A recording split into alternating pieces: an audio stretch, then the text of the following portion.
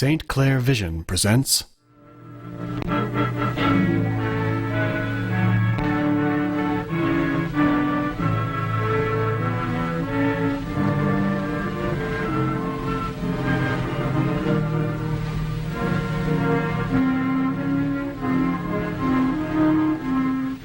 With its breakers rolling toward the California shore, the mighty Pacific Ocean helps man check a wildfire.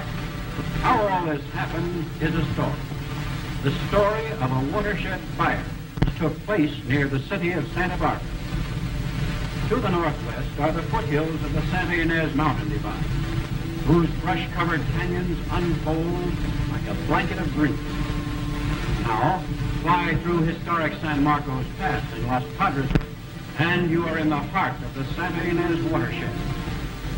This watershed feeds the great Cachuma Reservoir, and through irrigation, supplies water for the heavily farmed coastal terrace and canyon floor. The region produces truck crops, grain and pasture, nuts, lemons, and avocados.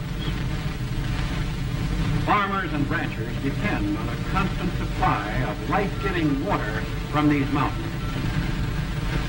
Los Padres National Forest lands make up 70% of the Santa Ynez drainage. The natural growth of sage and chaparral has little commercial value, but grass and the roots of scrubby brush help the land store the precious winter water. Every year, thousands of summer residents, campers, and picnickers move into the cool green hills. Water keeps their paradise alive. Water held in the hills by nature's green blanket. Burn this blanket, and you can wreck the watershed. Many service agencies, including the local fire departments, help the Forest Service protect these watersheds. Closer to the hills, at Forest Service headquarters, fire control crews are constantly trained. During the fire season, both national forest and private land are patrolled by forest rangers. Late one summer, in one of the worst extended periods of fire danger in years, the rangers closed the forest. Still, they had a fight. At a ranch in the foothills, a generator house caught fire.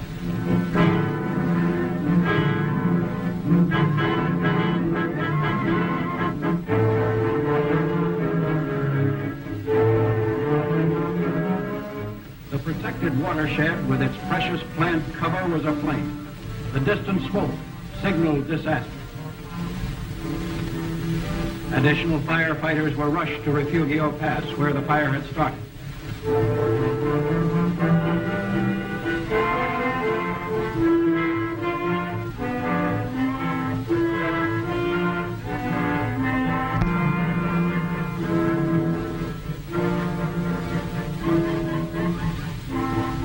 The best place to scout a forest fire is from the air. A helicopter gave the fire boss a movable platform, a vantage point from which he could direct the attack. Smoke from the blaze billowed for miles, and there it was, licking the ridge. Ironically, they named the fire Refugio, which in Spanish means refuge. It looked like a big one. The fire had picked a bad time to happen. With more than 50 other fires going in California, federal and state forestry officials were being hard-pressed. A manpower crisis and equipment shortage were shaping up.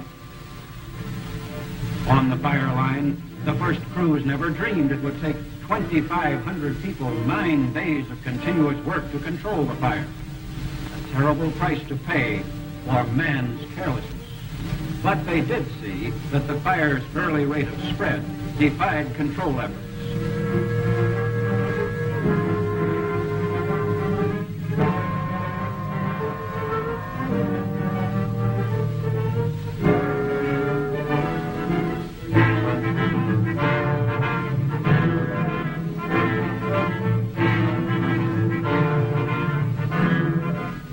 From tankers on the ridge trails, men stretched hoses down the rugged terrain.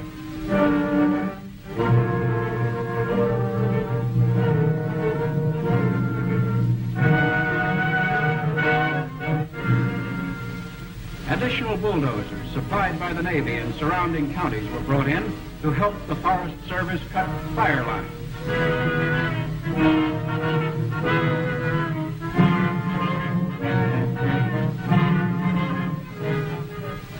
They worked in pairs, in threes, building defenses and connecting the roads. One vital fire line was cut by 8 bulldozers working side by side. Only by removing the fuel from the advancing fire could the hungry monster be stopped.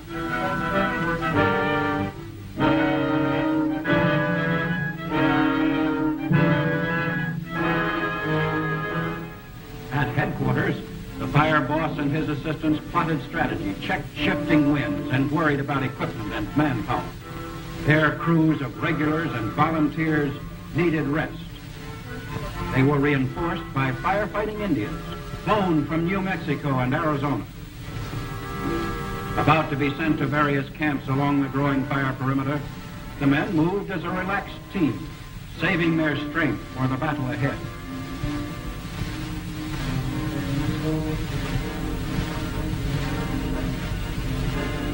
In steep, rugged country, it takes trained men to fight wildfire.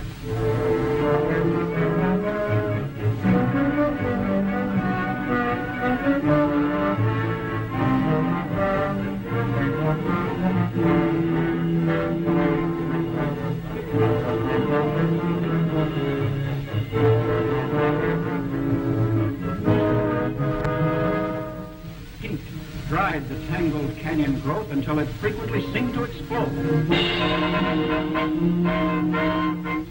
Whipped by 30-mile-an-hour winds, the fire jumped 3/4 of a mile and started spot fires. Not all of them were caught. Rising hot drafts made the fire burn up the slopes, consuming everything in its path. The watershed became a red hell, a hell that roared and destroyed nature's protecting cover.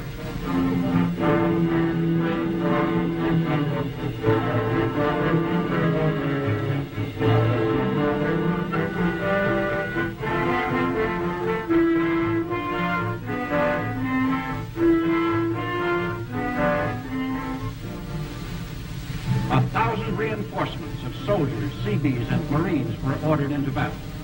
Men and equipment had to be rushed to the fire lines, which now stretched for 70 miles around the fire. Wind-driven flames became a real threat to cities in the valley below. Running a mile an hour, the fire blew out of control.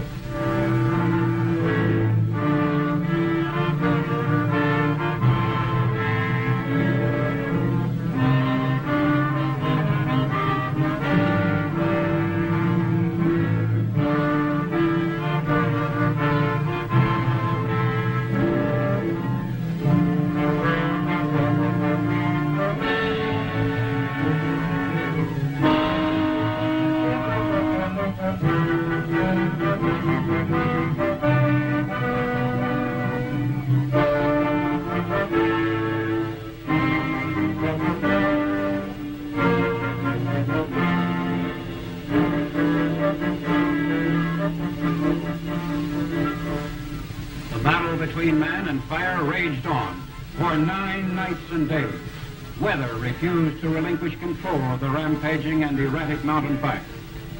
Veteran firefighters, both state and federal, agreed that weather held the whip hand as wind shifted the flames in one direction, then another, burning 85,000 acres of watershed. The firefighters' arsenal was equipped with the latest weapons. Nevertheless, the fiery necklace embraced the hills. When the blaze jumped the roads along the south coastal slope, traffic had to be stopped by the highway patrol and the county sheriff's office.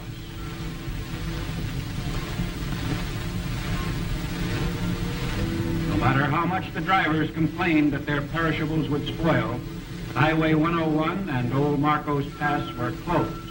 Highway 150 was partially closed. Only emergency traffic could get through. Roads also served as airstrips for helicopters. The Refugio Canyon fire respected nothing. Even the Great Southern Pacific Railroad had its schedules of passengers, mail, and freight interrupted when it was signaled to a stop. The railroad heeded the warnings issued by the fire headquarters. The fire has jumped the tracks. Ties, power lines, and telephone poles are ablaze. All traffic is stopped. People who lived in the hills had to be evacuated as fire threatened their homes. About 100 Marines were ordered to Bear Creek Canyon. Directed by forest rangers, they helped state and county fire crews in a bold backfiring try. The Marines used regulation flamethrowers. Fighting fire with fire is a dangerous operation. The tactic is to burn the fuel ahead of the advancing fire.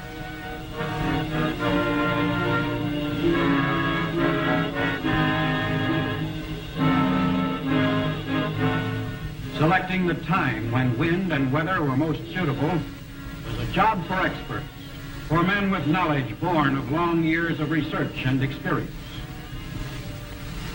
A desperate touch-and-run job, but a sure way to stop the fire from spreading if it worked.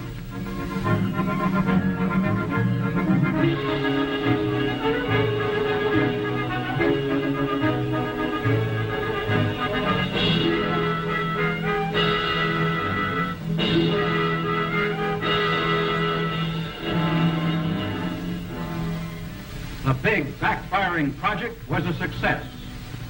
The weary men had earned their rest.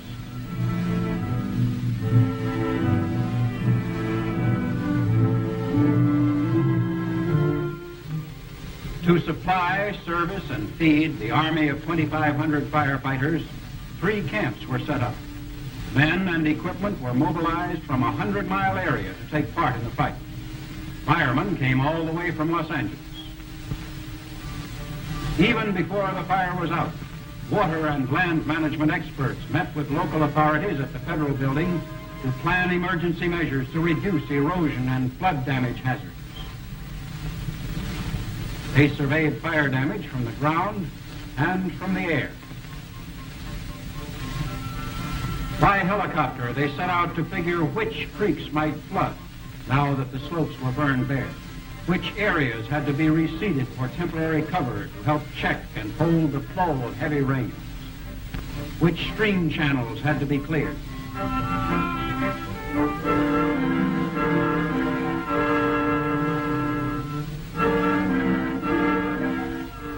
The $4 million destruction and the $800,000 battle presented a grim spectacle as the Cachuma watershed was rolled up into a cloud of smoke. Now, some of the same firemen and equipment were used in mop-up work.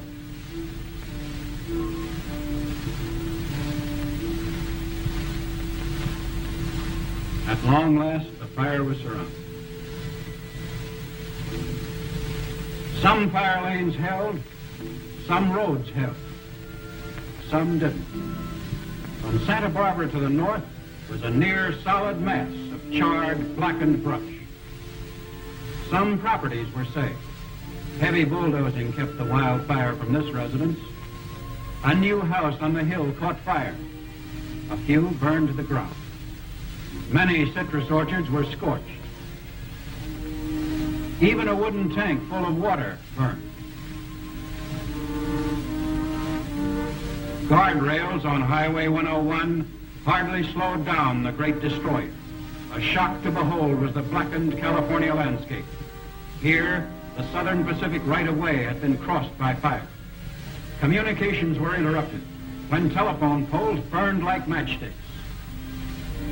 From the mountaintops to the canyon floors, the land was ravaged.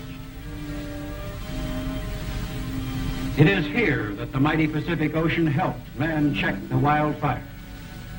For several miles, the ocean served as the barrier on one side of the fire. Nature's blanket was gone. The black mountains sprinkled with white ash looked unreal. Hushed was the battleground. The only noises were the rumblings of rocks loosened by the fire. The severe burn almost enveloped the watershed.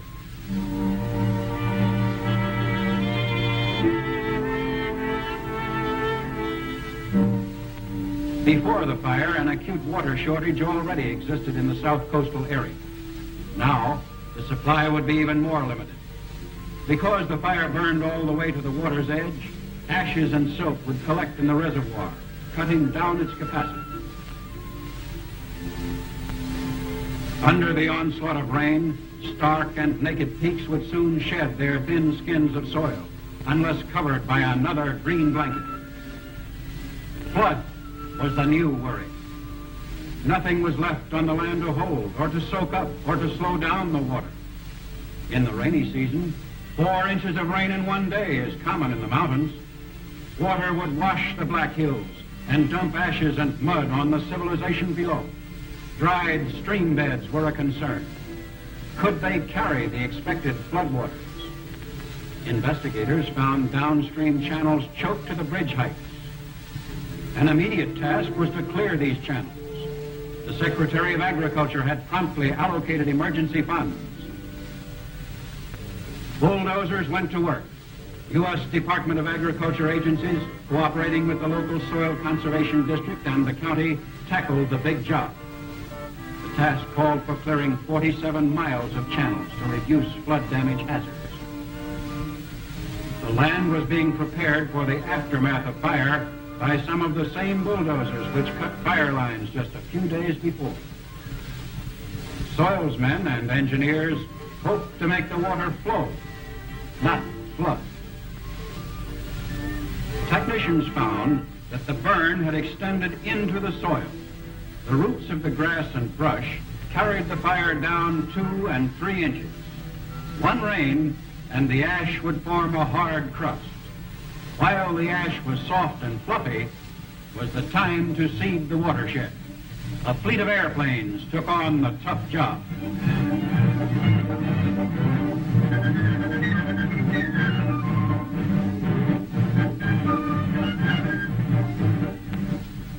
In neat strips, each plane flying a predetermined flight plan dropped its cargo of seeds and hope. Constant communications between flagmen and the director at the airport was maintained to assure complete coverage.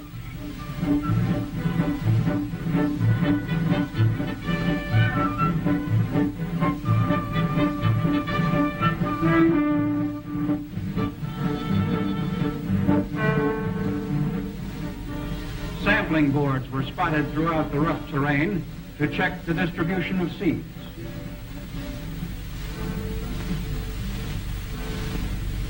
Flagmen reported directly to the pilots with flag signals for each successive run.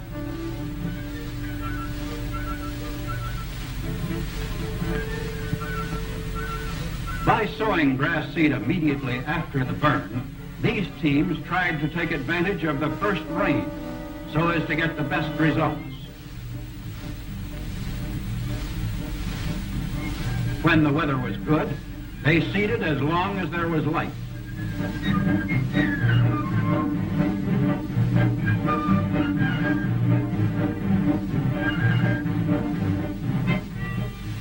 Man, with all his science and ingenuity, is but a speck when he tackles the gigantic job of reseeding a watershed.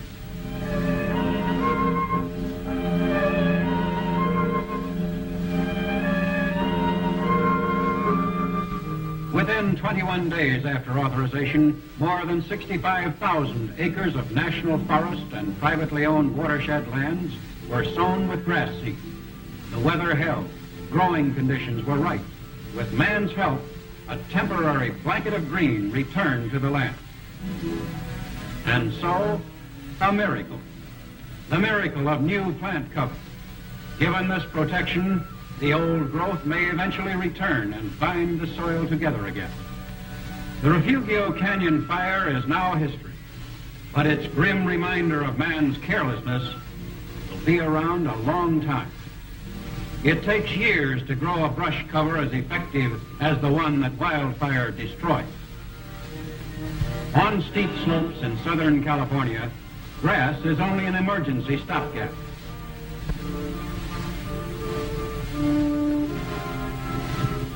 Reseeding can never restore the homes, the recreation areas, and the wildlife that were destroyed. You must be ever alert to the threat of fire.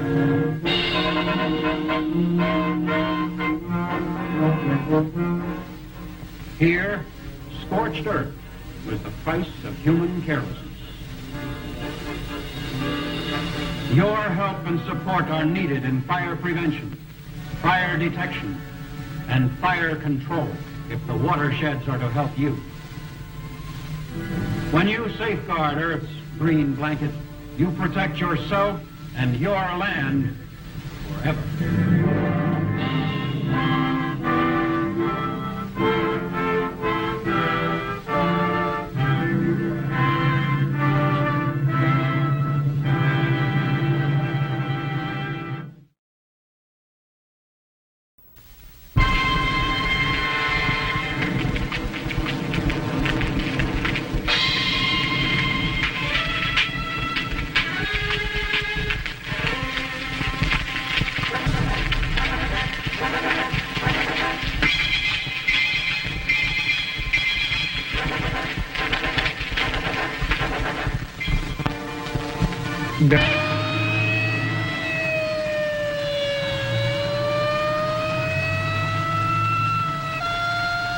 On Fish Ranch Road, just one hilltop away from the populous and fashionable residential section of the Oakland-Berkeley Hills. Yes, we'll be right there. Thank you. 6. Sixth engine, we have a reported brush fire at Grizzly and Fish Ranch Road. On your way. Meantime, the Oakland, Berkeley, and Orinda fire departments were coping with a flood tide of calls from citizens who had spotted the blaze from their homes or from automobiles traveling on Highway 160. Driven by a northeast wind with a velocity that sometimes exceeded 50 miles an hour, the fire quickly spread up the slope, jumped the crest, and began threatening home. Within minutes of the first alarm, fire engines from Oakland and Orinda were on the scene. It was immediately apparent that help was needed, in large quantities, and needed fast. The call went out. In the next 2 hours, men and firefighting equipment from communities throughout the San Francisco Bay Area were grinding up the hill, fighting their way over narrow, snaky roads through clouds of smoke that turned midday into midnight. 11 air tankers from the California Division of Forestry came in from neighboring air attack bases. The division had already dispatched 10 pumping units and 3 bulldozers soon after the fire was spotted. But all this was not enough. Houses along Grizzly Peak Boulevard and Marlboro Terrace, most of them surrounded by dense natural vegetation, began bursting into flame. More help arrived in the form of engine companies and tankers from neighboring and from the California Office of Emergency Services. The state of California sent in 70 conservation camp crewmen, the infantry troops of any fire campaign. In spite of the handicaps of falling water pressure and traffic snarls in the narrow streets and dead-end roads, the fire was contained in the early afternoon, but not before 36 homes were leveled to smoking ruins, with 37 more severely damaged. But the Oakland fire was only a spark in what developed into a 13-day statewide holocaust.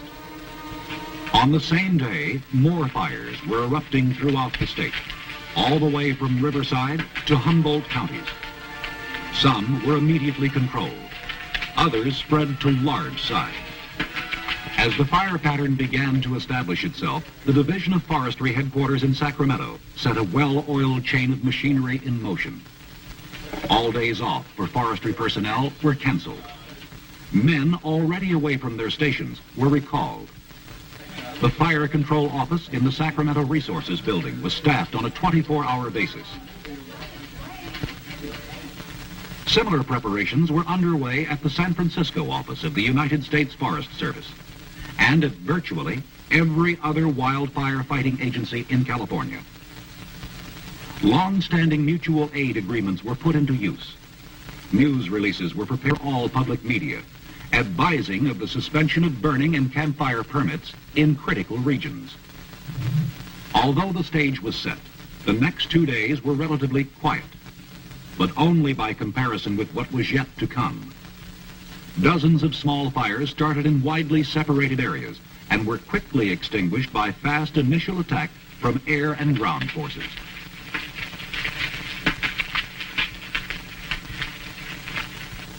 On September 24th, only 2 fires continued to burn out of control.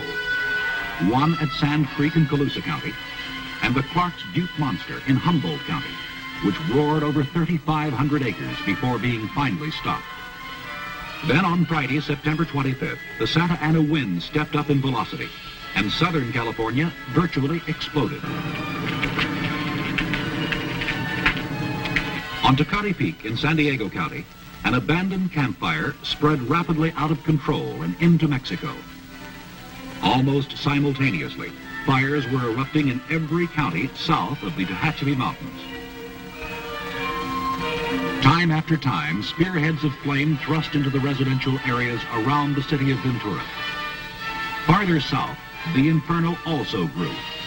Clampett, White, Casco, Agua Dulce, and in Kern County to the north, Rankin Ranch.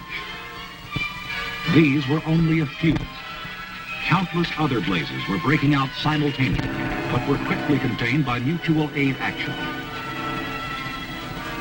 By noon of September 25th, it became apparent to all fire agencies that the firefighting forces in Southern California were spread dangerously thin. The California Disaster Plan provides for statewide movement of firefighting equipment and manpower during an emergency declared by the governor. Regional Disaster Headquarters was established in Los Angeles County, and a mass southward migration of personnel, fire trucks, and aircraft was initiated.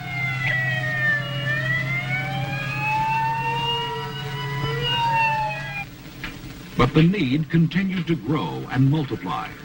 More men, more equipment, more water. Where will it all come from? All of California's wildland areas are under organized fire protection. This protection is furnished primarily by the statewide organization of the California Division of Forestry and the United States Forest Service. Under the California Disaster Plan, mutual aid agreements and contracts exist between fire protection agencies at every level, from local community and city to federal. The ultimate objective is for fire control equipment and manpower to be available when and where it's needed, without regard to agency jurisdiction.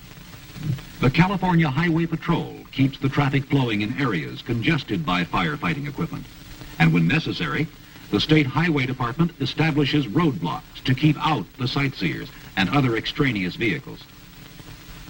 Local police and sheriff's departments also assist in traffic control, as well as the evacuation of residents from threatened areas and the maintenance of security in evacuated areas to prevent looting. The Department of Corrections and the California Youth Authority furnish inmates and wards to the Division of Forestry for extensive planned firefighting. These conservation camp crews are the men who get in at ground level and literally confront a fire in hand-to-hand combat. The California Office of Emergency Services, with its fire apparatus and communications equipment, plays an important role in every major firefighting effort.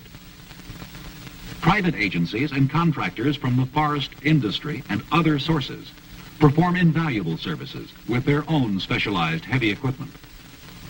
The armed services contribute massive amounts of communications and transportation equipment, both air and ground.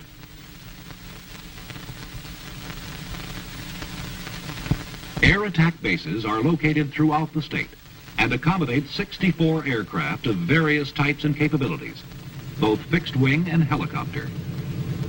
Some of these aircraft operate under contract with the California Division of Forestry, others with the United States Forest Service. But like nearly all other fire control equipment, they are used interchangeably by either agency as the need arises. And the need was never greater than now.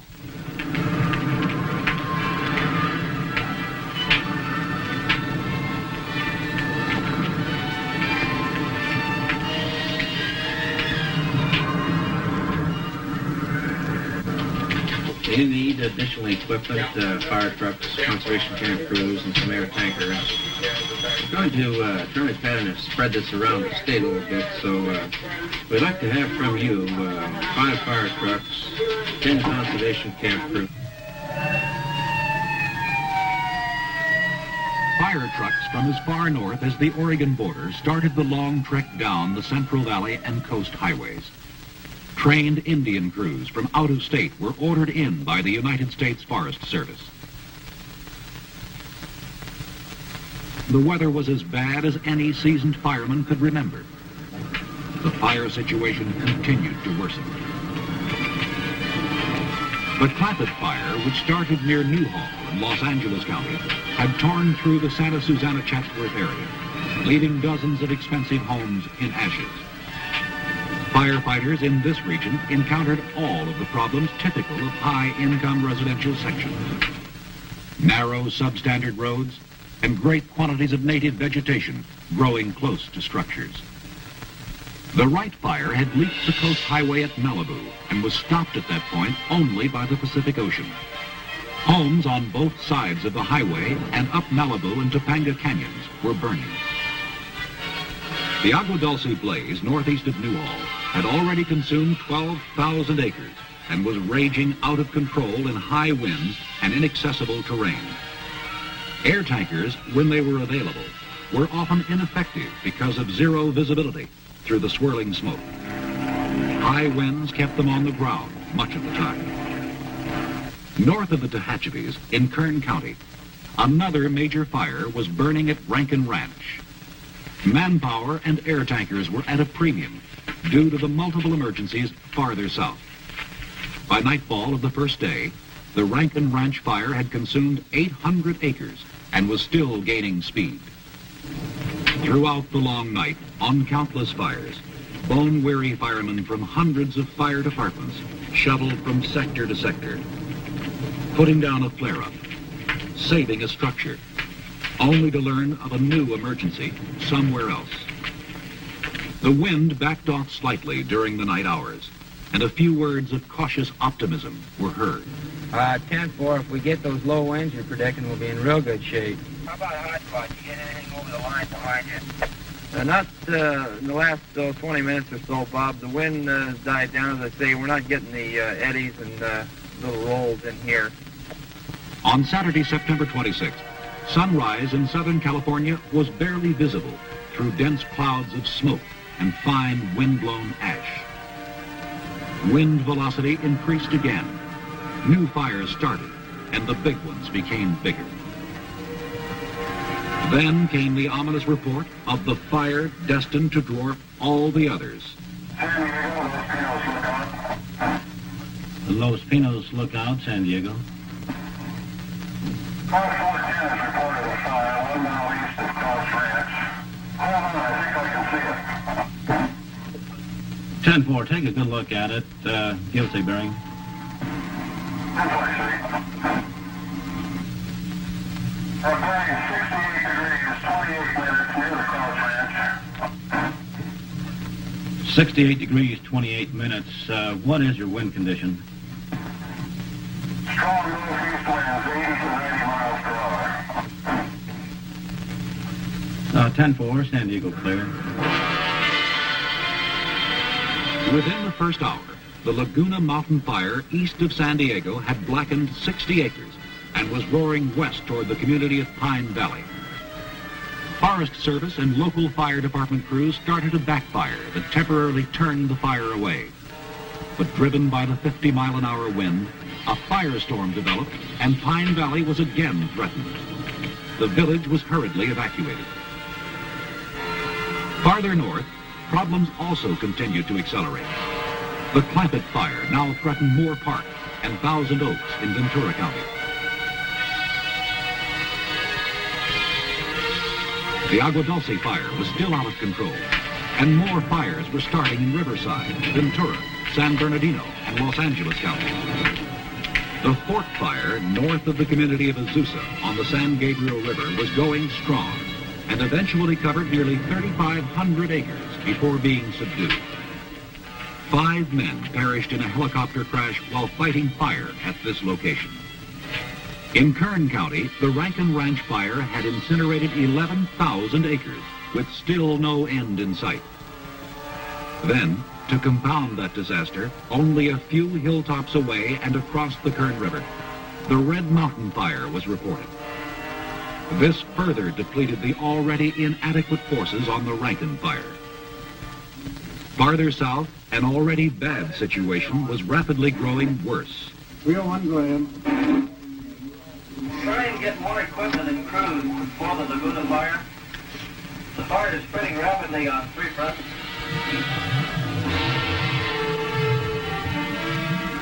The Laguna Mountain Fire had leaped across Interstate Highway 8 and was roaring west on a 6-mile front at high speed. Area-wide equipment and manpower sources were already depleted. Every available pumper and hand crew that could be spared from San Bernardino, Orange, and Riverside counties was dispatched south. Another 300 men were ordered from the Bureau of Indian Affairs. The Agua Dulce fire had burned into the town of Saugus, where 8 homes and 1 life were lost. The Clampett and Wright fires, now united in one vast crackling sea of flames, had covered 60,000 acres and destroyed 150 homes. 4 people were burned to death. 2 more fires had broken out to the north near the towns of Fillmore and Valverde Park. And at Laguna Mountain, there was no end remotely visible. Driven by the devil wind that never seemed to falter, the fire roared steadily west on a 7-mile front. 3 more small towns in its path, as well as the Los Pinos Forestry Lookout, were burned alive. Forestry dispatchers were tapping every available source for more men and machines. 25 fire trucks and 5 dozers. They are to respond immediately to Monte Vista headquarters, 10-4. The United States Forest Service ordered still another 1,000 out-of-state firefighters from Arizona and New Mexico. Can you get them started as soon as you can? The wind usually subsides during the night and gives fire crews a chance for a new grip. But not this night, although it did slacken to 25 miles per hour in spots. By the morning of the 27th, 55,000 acres had gone up in smoke. Then, the wind picked up to its daytime velocity of over 50 miles an hour. At this point in time, there were over 100 fire trucks, 55 bulldozers, 600 men, and air tankers and helicopters, all fighting doggedly, but with no victory in sight.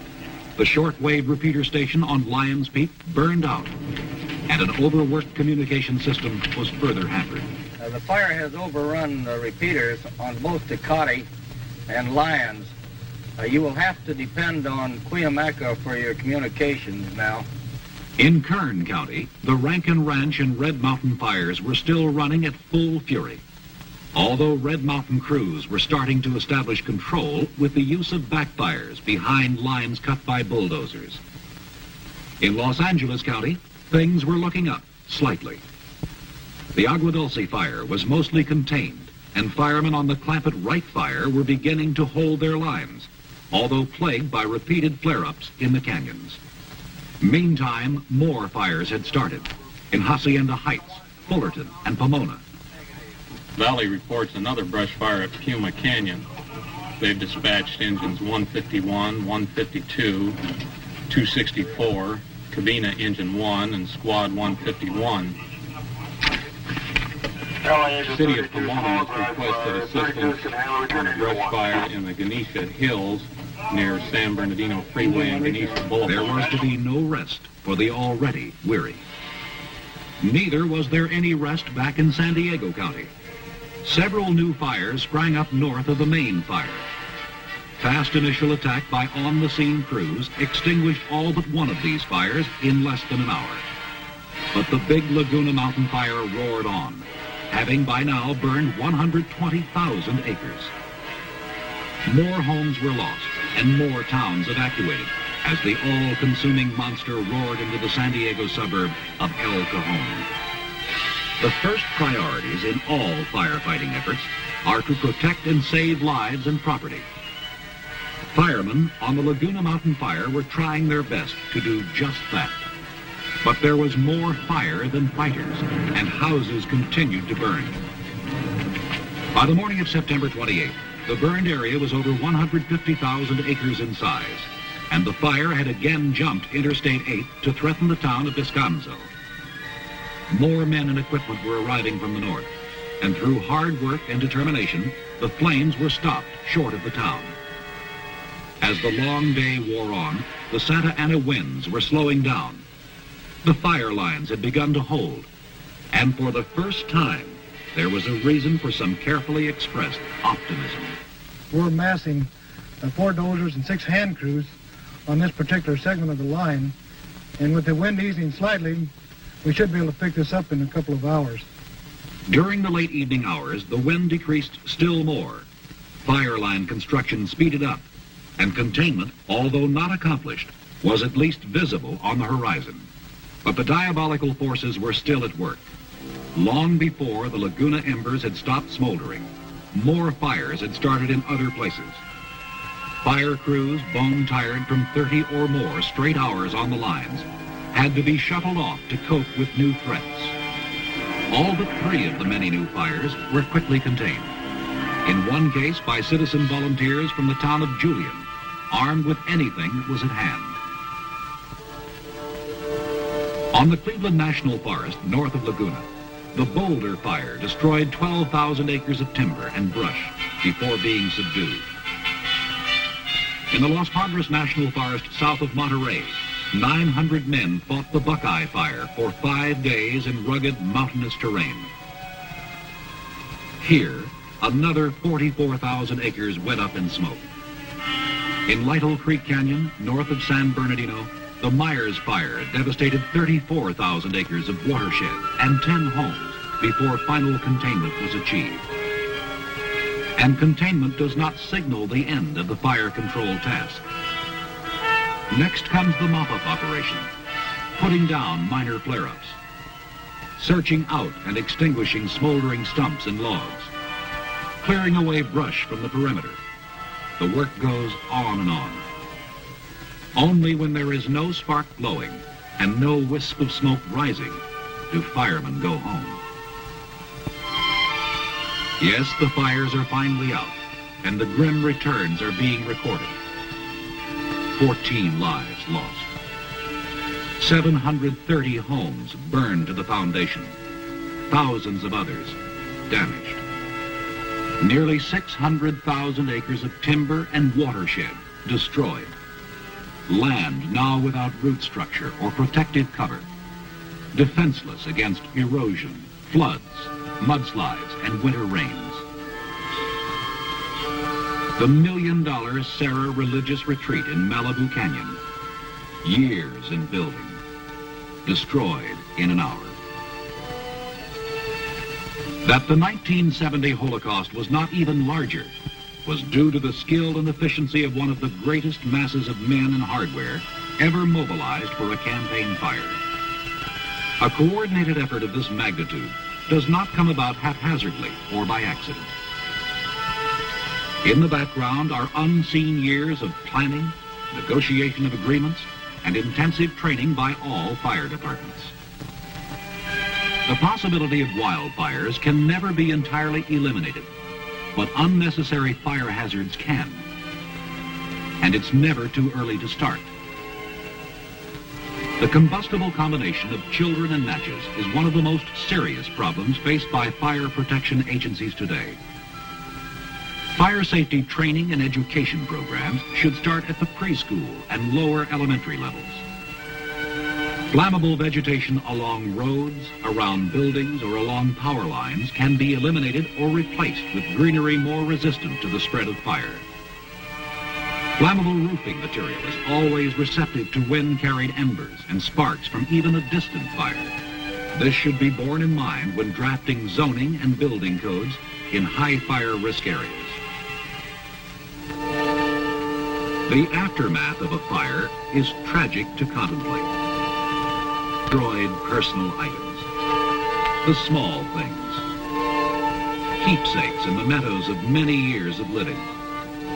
The add-ons that make the difference between a house and a home. The labor of love in a well-manicured lawn with its border of flowers. Now, all buried under a layer of ugly, gray ashes. In the final analysis, nearly all fires are man-caused. Most accidentally, some intentionally. The faulty power line, the careless hunter or camper, the negligent equipment operator, the half-crazed arsonist have always been with us. The colossal cost in money, manpower, and materiel expended in fighting wildfires will never be eliminated until mankind erects a defense against his most formidable enemy, himself.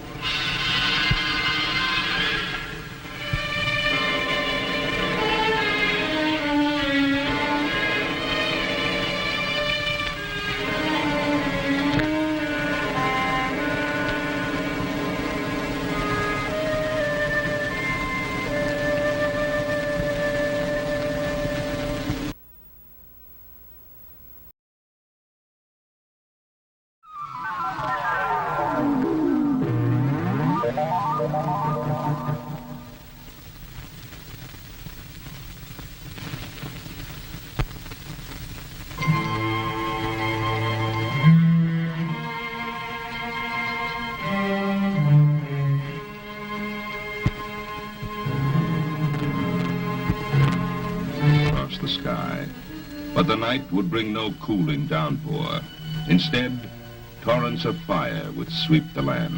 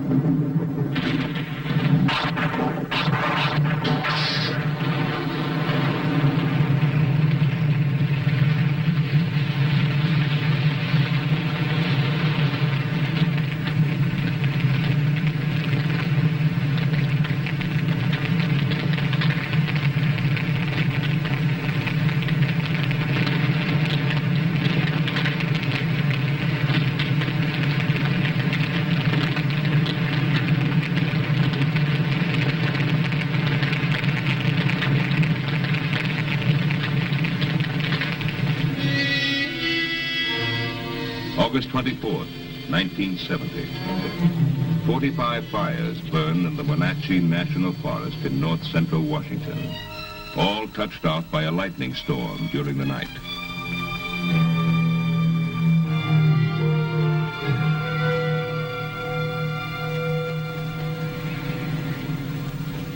Throughout the morning, forest crews are sent in to circle or attack every fire. With natural lakes abundant in this part of Washington, there is no shortage of water.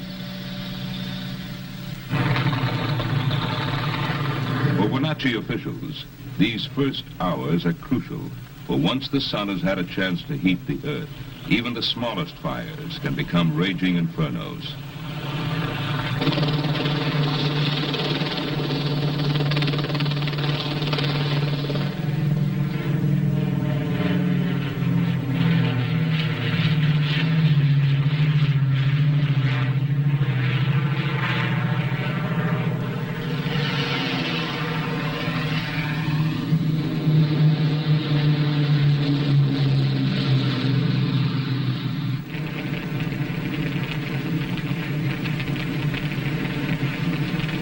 At 1 p.m., a superheated ground fire, whose temperature has risen to 2,500 degrees, begins sucking in the surrounding oxygen.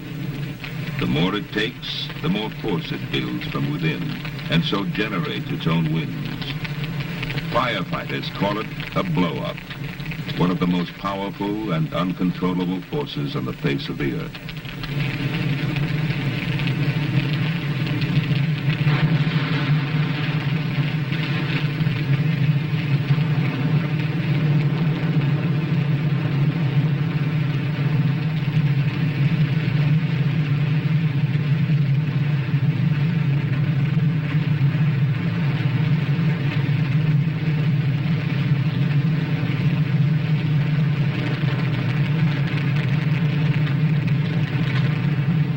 Man has never found a way to control the force of wildfire.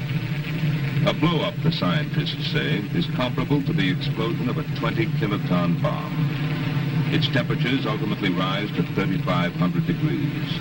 Its winds can reach the force of a tornado.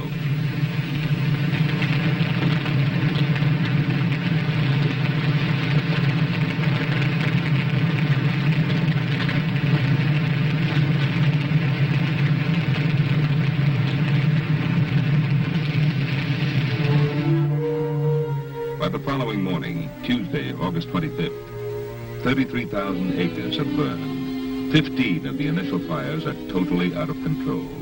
Each has a different name, linked to a geographical starting point.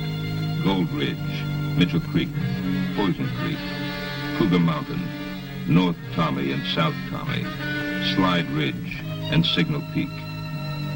Yet together, they're part of a single disaster, which officials already call one of the worst in the history of the state. A beleaguered national forest must call for help.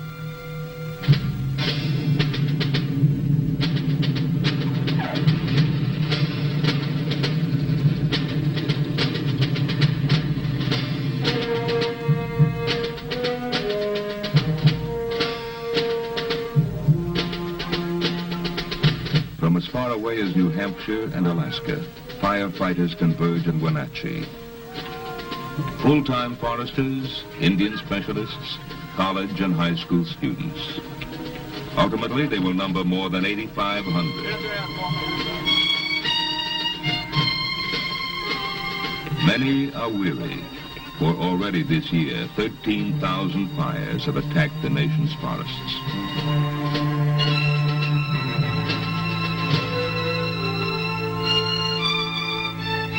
With amazing swiftness, the quiet enclaves of north-central Washington have been transformed into staging areas. The solitude of a vacation wilderness has been broken.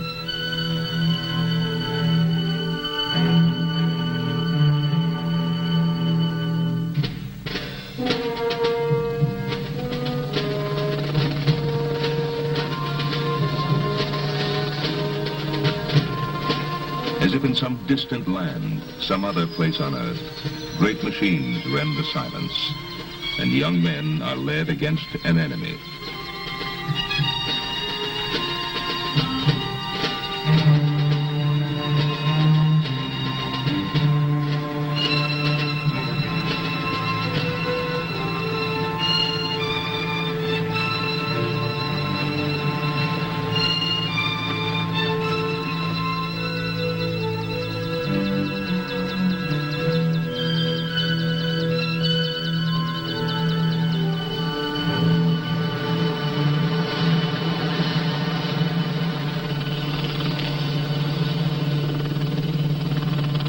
Alta Lake State Park.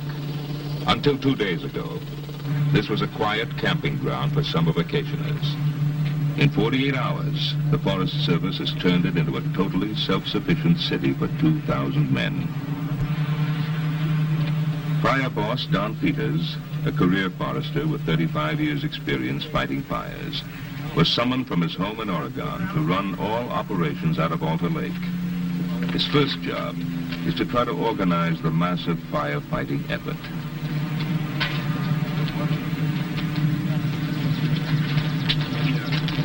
Ray, I want to try to give you some help here. And Bob Krell was here, before we came in. And could I assign him to you and have him help you and kind of start you off? I appreciate it. All right. Well, let's go over now. We're going to give a talk to him. And because you're getting bogged down with too many details.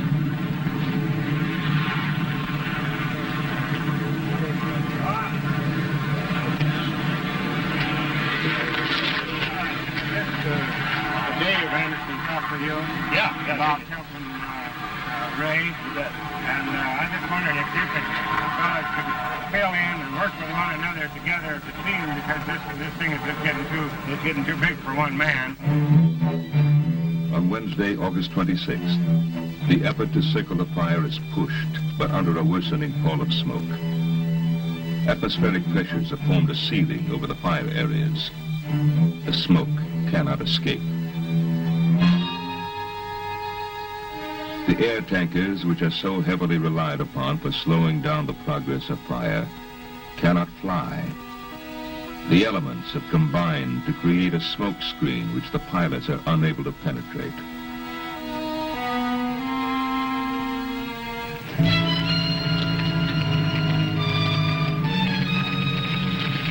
Beneath the smoke, the fire will continue to move unchecked through the night.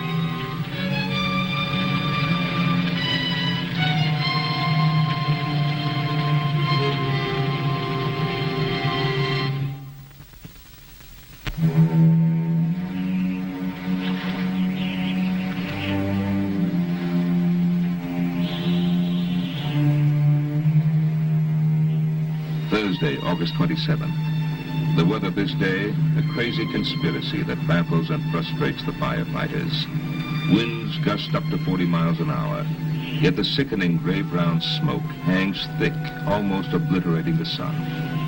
Summer resorts like Lake Chelan become ghost towns, choked by the smell of burning trees.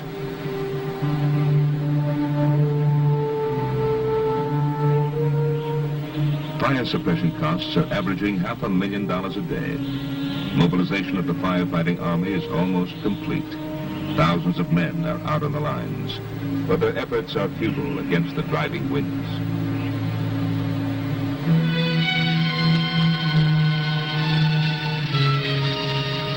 "58,000 acres of timber have burned, nearly 6 million trees.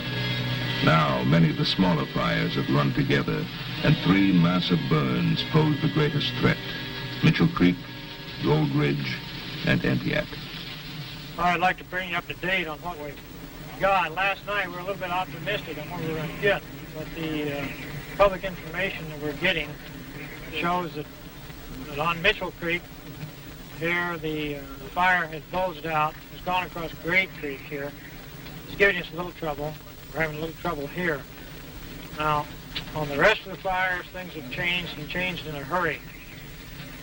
Gold Ridge, which you may have heard about earlier, and this is as of 1500, 3 o'clock, has broken out of the lines, is going towards the west, towards the town of Ardenvor.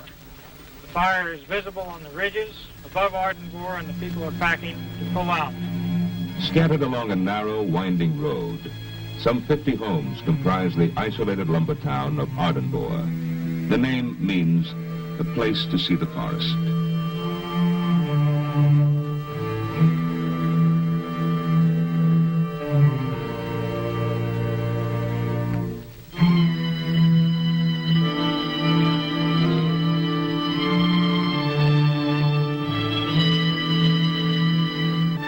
Relentless fire moves slowly down the slopes of the valley toward Ardenvor's homes and the lumber mill where most of its residents work.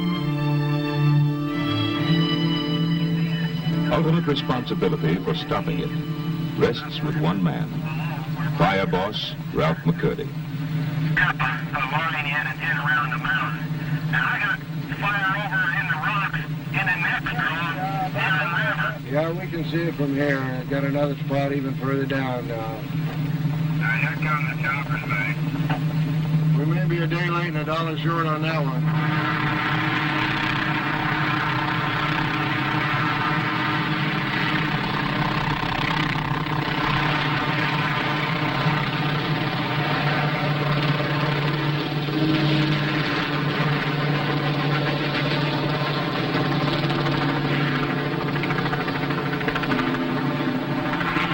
Although the helicopters drop 400 gallons of water, the effect is like isolated raindrops. The fire is too widespread. Visibility remains bad, and throughout the day, bomber drops are too high and too infrequent to be effective.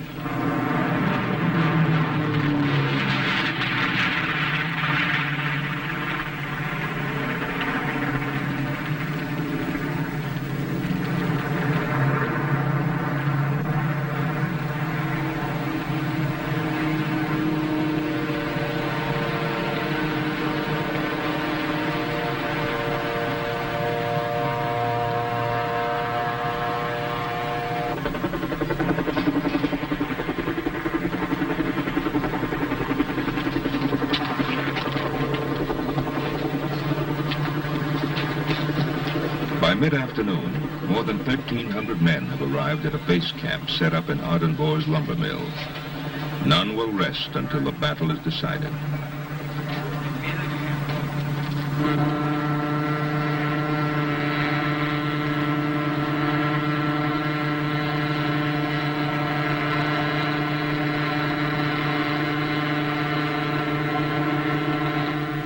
Everything is improvised.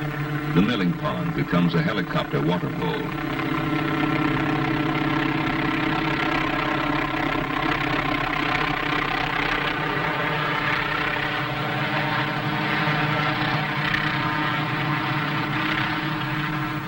We got fire going in we got to move, pretty much move in the other direction towards the west, but right now we're just in a state of flux, and we don't really have any good comment. We understand the Civil Defense did ask that residents in this area water down their houses. Does this mean there's a real danger of this fire coming over the hill? We hope not. As of right now, we don't expect it to come over. If the weather conditions get severe enough, anything can happen. By 4 p.m., the fire is within 200 yards of some homes, and neighbors join in a desperate primitive effort to save those in most immediate danger.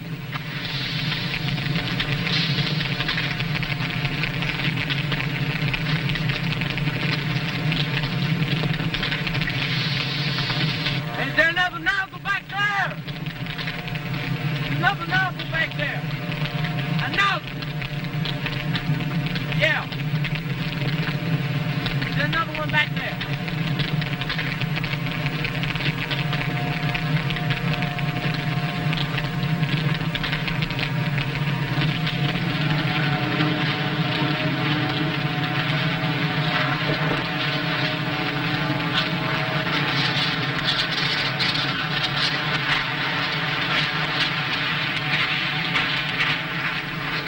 Nothing man can do has any effect.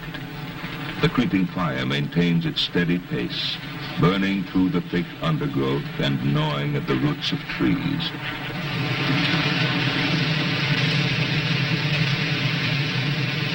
Ultimately, heat becomes too intense for the firefighters, and at many places along the Ardenbohr Road, they'll be forced to back away.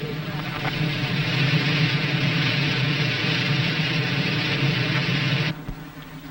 4:30 p.m. With no relief in sight, some residents prepare to evacuate their homes. Mrs. Goldman, what are you feeling right about now? I'm scared to death. Oh, I don't know. I feel pretty good because all my friends are here helping me. But it isn't a very good sight to watch something go up that you work so hard for. What are you taking out of the house? Virtually everything? Or? Just personal belongings, anything that I can't replace. You know, dishes that you just can't replace has been given to you, things like that. Clothes. You have other people helping you? Yeah. My sister come up from Oregon to help me. What do the children think? Well, my two little girls I shipped to an auntie Monday night when this all started because they got scared right off the bat. Because they know what it can do. 5:15 p.m. Gusty winds shoot flames into the treetops.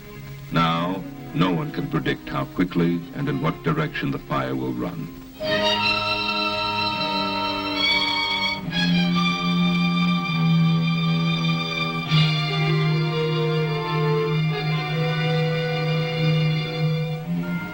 Crews trying to hold a line above Ardenbohr must be pulled back into town.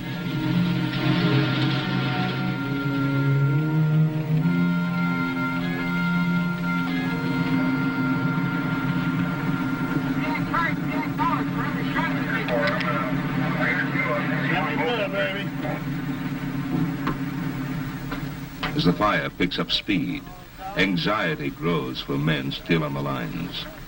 The Ardenbohr Road is their only way out. No.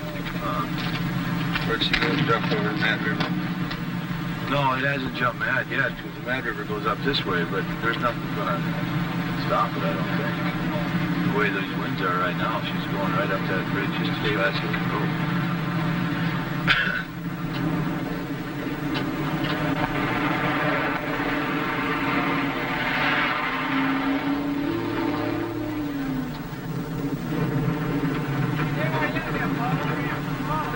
5:35. For one crew above the town, the pullback seems merely the routine ending of another long day. But unknown to them, fire has jumped the road ahead, generating heat and smoke on both sides. They start out totally unaware that for the next 90 seconds, they will run a choking gauntlet of smoke and flame.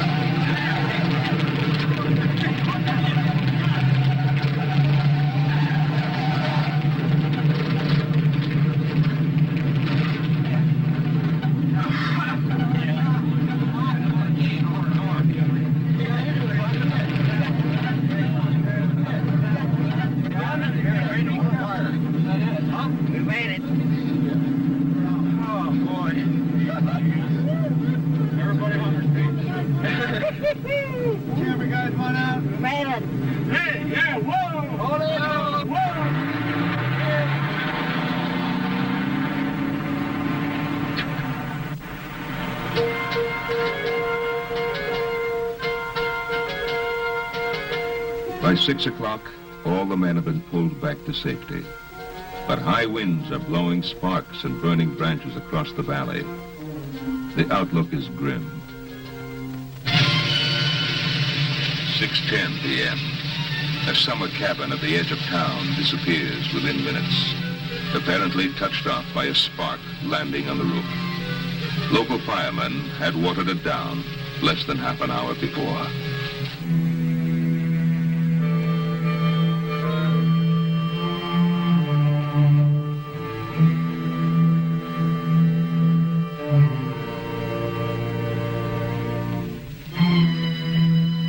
Almost all of Ardenbohr's residents have decided to stay.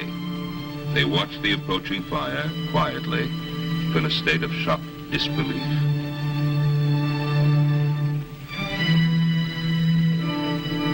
.30. Facing the strong possibility of total disaster, Forest Service officials reach a desperate decision.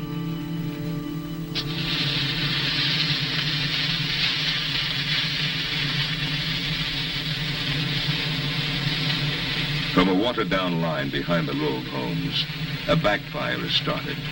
Its purpose is to burn uphill to the oncoming fire and deny it further fuel. A risky procedure, but there is no acceptable alternative.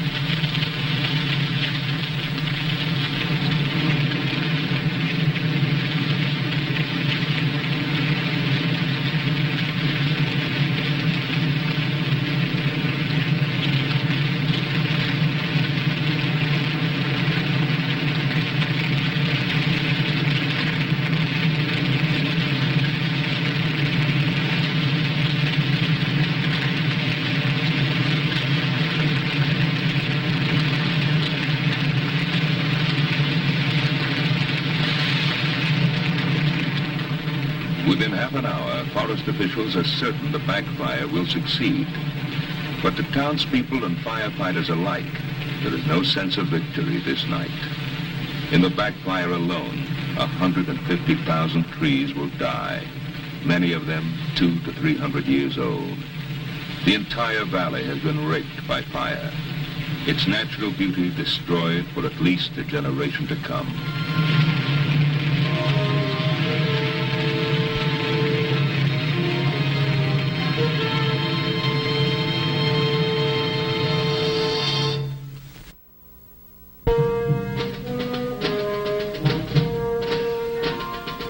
Friday, August 28th.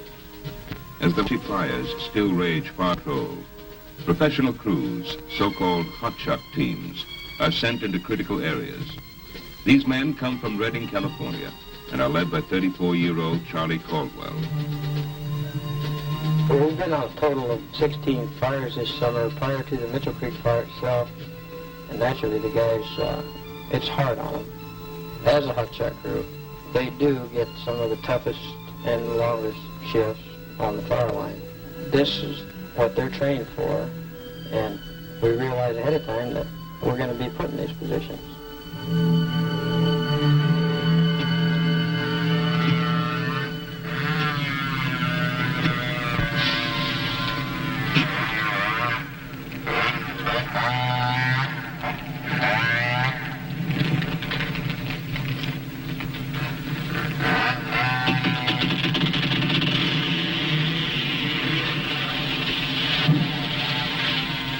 The Redding Hotshots are among the proudest firefighting crews of the country, and while sometimes called upon to perform heroic tasks, their worth is often proved in more obscure and inaccessible reaches of the forest.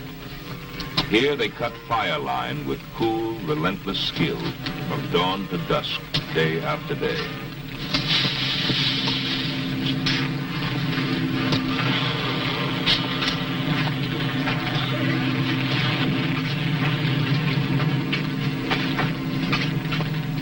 Because of their training, men like these are rarely caught unaware by fire. Yet even they must pay a price. The end of each season leaves their lungs cruelly contaminated by dust and smoke. Charlie Caldwell has already been warned by doctors he must quit soon or face permanent damage.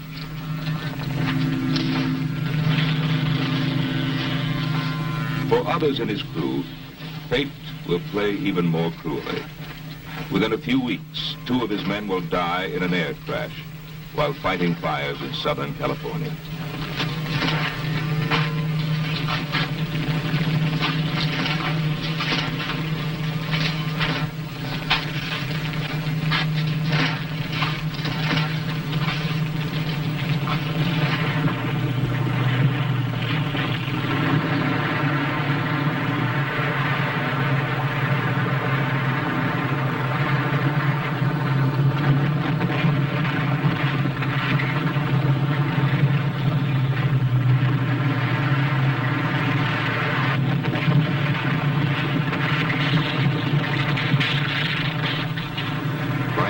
The 5th day, more than 70 bulldozers are at work, battering out fire lines at the rate of half a mile every hour. And by now, thousands of men are laboring on the line.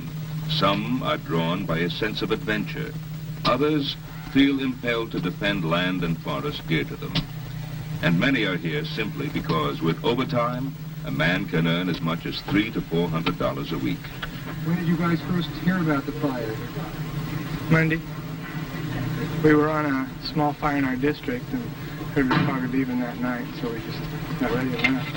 When did you get out to this base camp? I think Wednesday. We were in Wenatchee for a day. Why are you fighting fires? For the money. Also, there's a little glamour in it.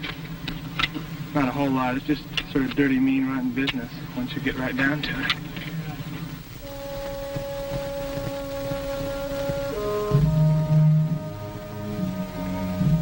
The working day grows longer, sometimes 16 hours and more.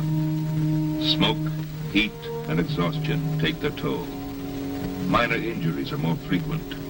the chance of tragedy increases as fatigue saps alertness and caution. So by the morning of August 28th, the Forest Service needs reinforcements and has issued a call for volunteers.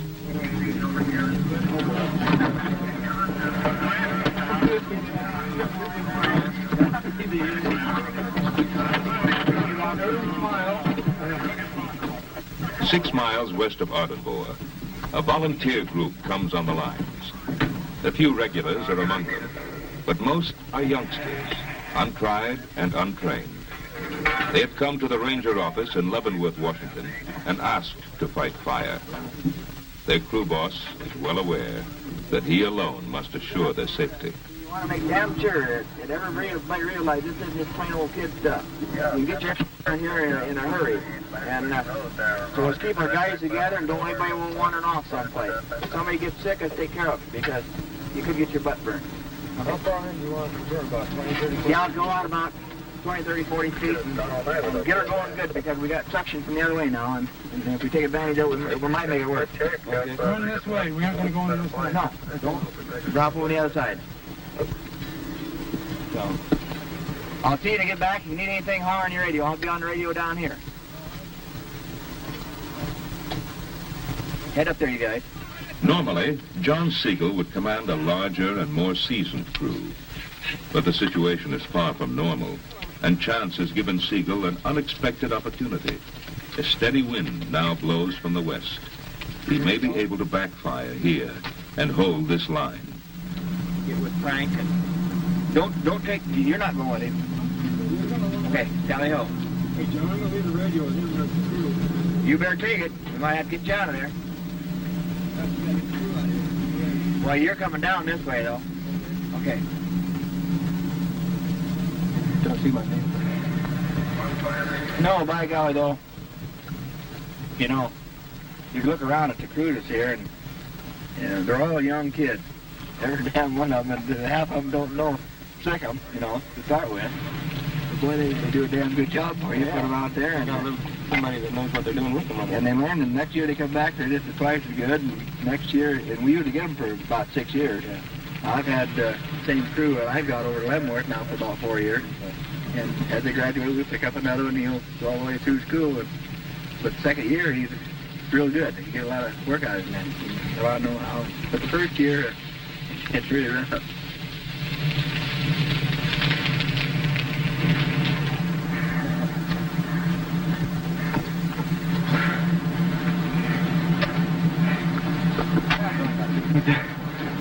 It's a wire.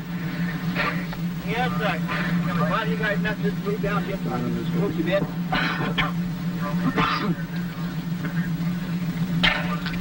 Feel good? Wonderful.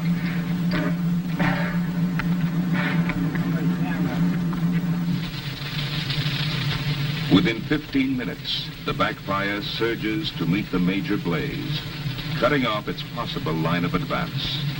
Wind conditions remain ideal.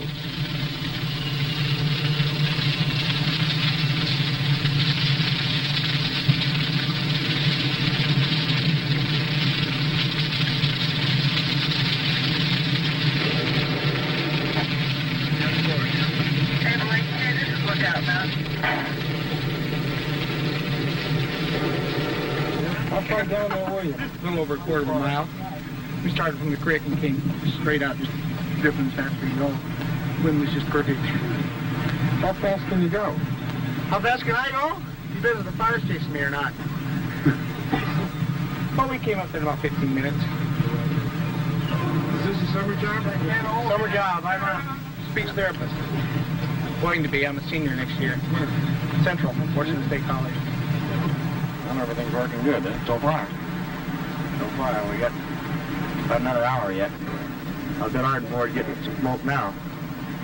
Well, Look at the head on that thing. Hold on. Way up high. Oh, this is- Yeah. on this side of the mountains, it looked like You bet. You cut one of them trees right there, and you'd probably count it about 180 years, wouldn't you? It took 200 years to build that thing and grow them trees. Now we're burning up in a half hour.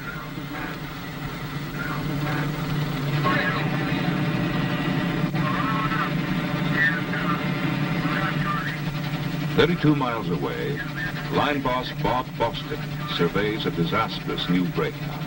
Fire has suddenly swept into Black Canyon, a part of the forest that burned only 41 years ago. The new growth of prime young timber below has not even reached maturity.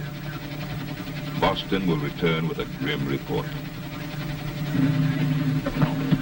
He went down to the line, did he? Yeah. We got two roan packers, five taller. And two David's on back yet? No. We got a whole new ball game. We got the fire. Way out there. Way out there. There's fire right now, clear out to this ridge. Good grief. And we get down in that Medhow Valley, well, this means farms and ranches and orchards and fruits, cattle and everything else, right? Private property, private homes. We're concerned in here, too. This burning out, we were talking this morning with some of the fire behavior specialists, and we've got a loop on this end line, this opening here, and if we do get the doggone thing tied together, we're going to have to burn here under favorable conditions and burn in a little at a time to tie that, make that line safe.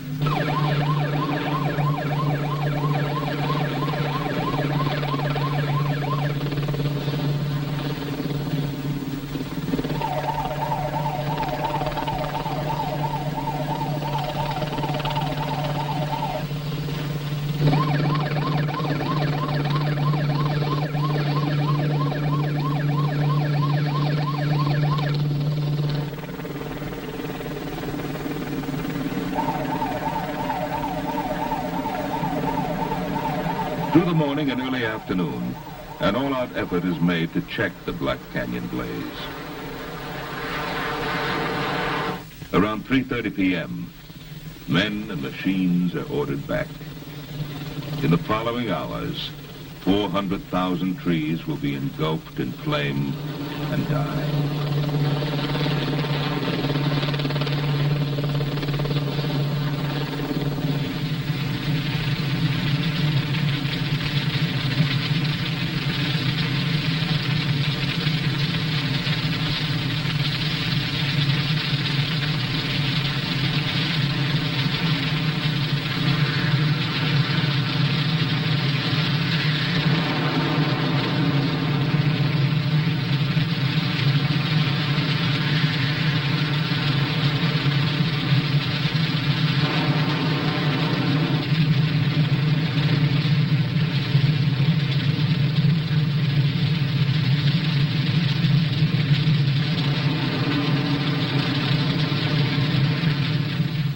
As with a battlefield defeat, when a forest dies, one man must be responsible and weigh the cost.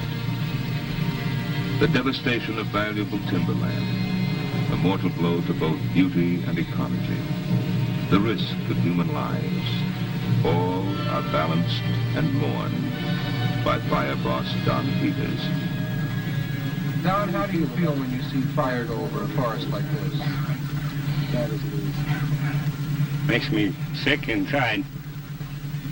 It's hard to say. I've been doing it a long time, but my whole career has been in forestry, and we want to raise the trees and use them. When they burn up, nobody likes to see trees or greenery burn. And the worst part of it is, they're concerned about men that are off in there too, I mean for safety. Maybe that's not the worst part of it, but that's one of our big concerns, because we've got to know where our men are, and we've got to be prepared, and everybody has to be trained, and they have to follow orders.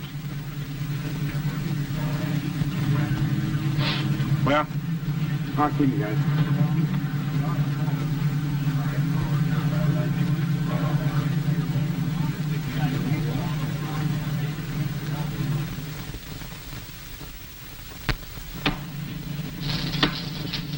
Monday, August 31st. The fires are 8 days old. Even while firefighting continues, crews mop up ravaged areas like Black Canyon. They must turn over every burning log, every inch of soil for smoldering embers. A single spark carried by the wind could ignite another holocaust.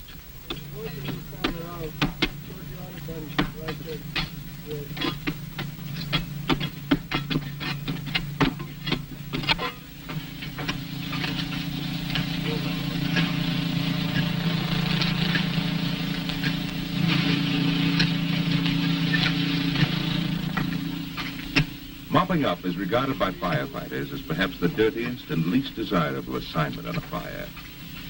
Yet, none argues its necessity, for a burned-out forest is not easily forgotten.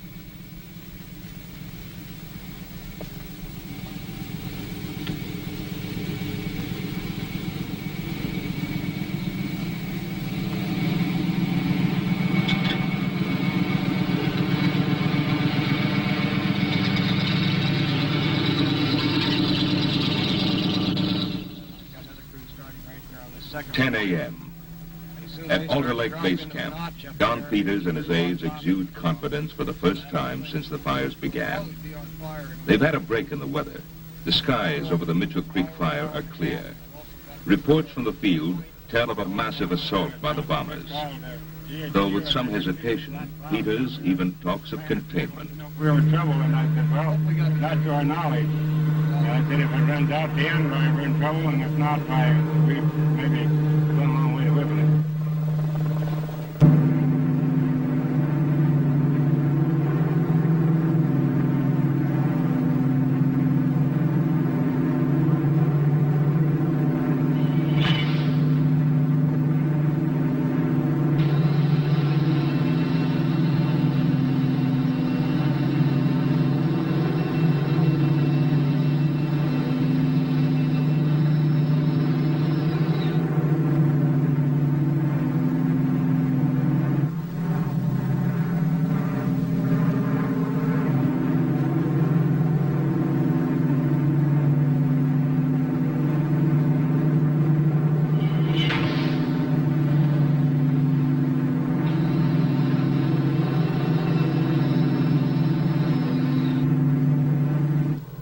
On the Mitchell Creek fire, 95,000 gallons of fire retardant chemical will be dropped this day as the big air tankers hit one hot spot after another. Converted from their original use in another kind of war, they're flown by pilots who must risk their lives every day during a fire. On their attacks, small spotter planes often lead them in.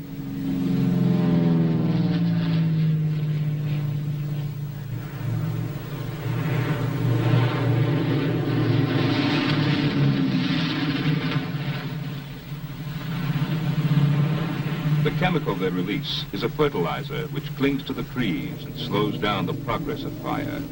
It is dyed red so the pilots can see where they've made their last drop.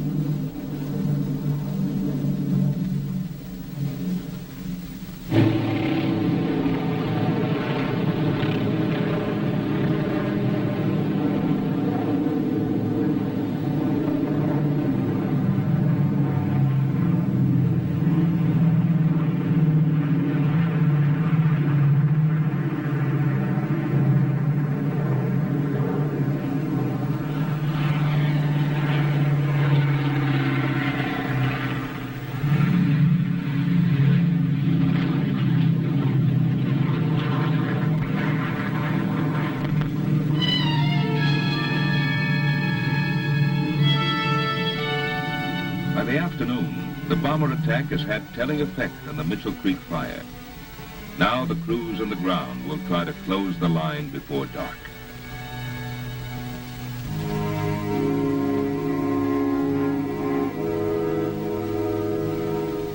With greater protection now, the bulldozers make tremendous headway in carving line around the fire.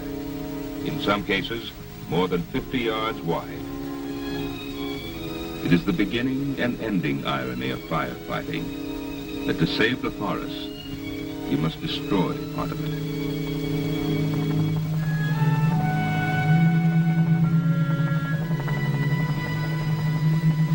"5 p.m.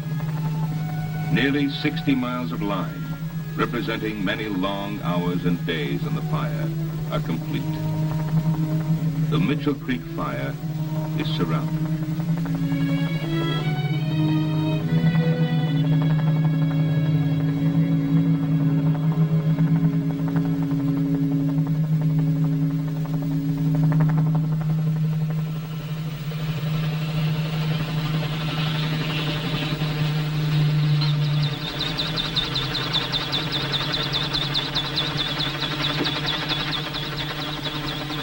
5:16 p.m.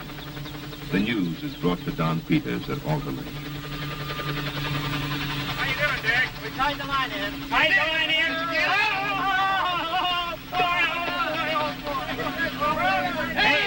Hey, 8 days that we've been fighting her. Tied in! Tied in! We're all tied in. Let's go in.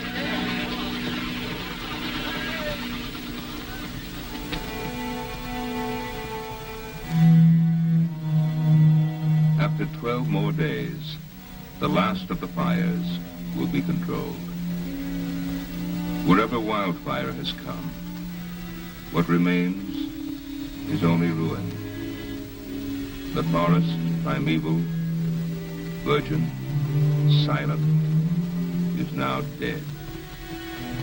It cost $13 million just to fight the fires. It will cost millions more to try to bring the forest back. But there is no true measuring of what has happened here. Only the sight of 118,000 acres of life now gone.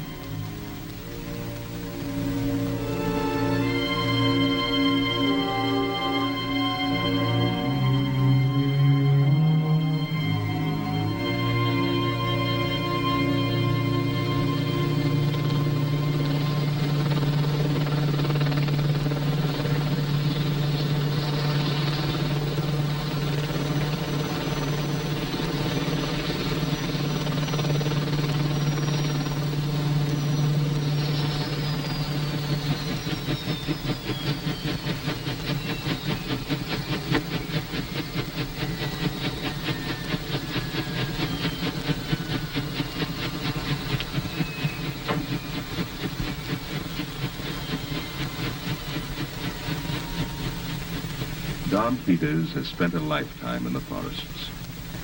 In many respects, he has lived the life that Emerson and Thoreau prescribed for all mankind. In nature, he has sought tranquility. In living things, he has found beauty. In the trees, he has seen the qualities of all living beings. And so the sense of loss cuts deep.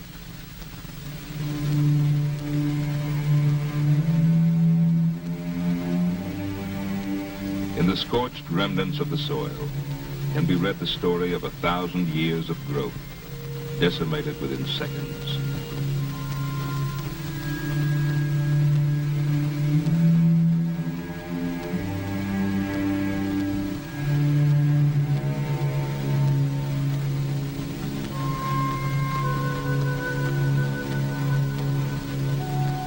Animals in a wildfire are often burned beyond recognition. Some are caught in the terrible struggle to get away.